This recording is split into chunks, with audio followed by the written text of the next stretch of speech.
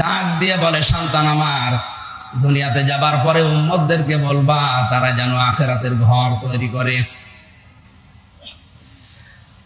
নবীজি তাকিয়ে দেখলেন কিছু ফেরেশতারা 2 তলা বিল্ডিং খুলে আর ইট গাঁথে না, বসে আছে।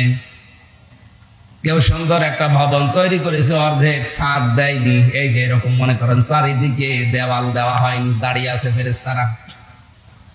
বিশ্বনবী জিজ্ঞাসা করলেন হযরত ইব্রাহিম আলাইহিস সালামকে যে এই অবস্থা, ফেরেশতারা কাজ করে না কেন, বসে আছে? হযরত ইব্রাহিম আলাইহিস সালাম এবং জিবরাইল ফেরেশতা মিলে ওই দিন বলেছিলেন, হে আল্লাহর নবী, আপনার এই উম্মতেরা দুনিয়াতে আগে ভালো ভালো কাজ করত, ফেরেশতাদের আগে ইট, সুরকি, বালি, জান্নাতের যে সমস্ত জিনিস লাগে ঘর বানাতে, এগুলো আসতো। সুবহানাল্লাহ বললে একটা ইট হয়তো ফেরেশতাদের হাতে যেত, আলহামদুলিল্লাহ বললে একটা ইট হয়তো যেত। এখন আরো ইবাদত বন্দেগী করে না, ছেড়ে দিয়েছে। ফেরেশতারা এই যে 2 তলা পর্যন্ত বানিয়ে রেখে দিয়েছে, আর বানায় না, কারণ নেকির কাজও পাঠায় না, জান্নাতও হয় না।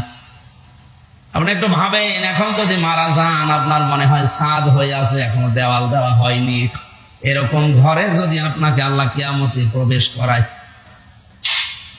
এই জন্য দুনিয়ার জীবনে আমাদের সময় যেন নষ্ট না হয়।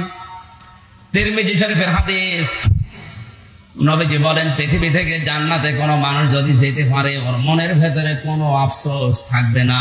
ওয়ালাকুম ফিহা মা তাশতাহি আনফুসুকুম ওয়ালাকুম ফিহা মা তাদউন নাযালাম মিন গফুরির রহিম। জান্নাতে প্রবেশ করার পরে কোনো আফসোস মানব জীবনে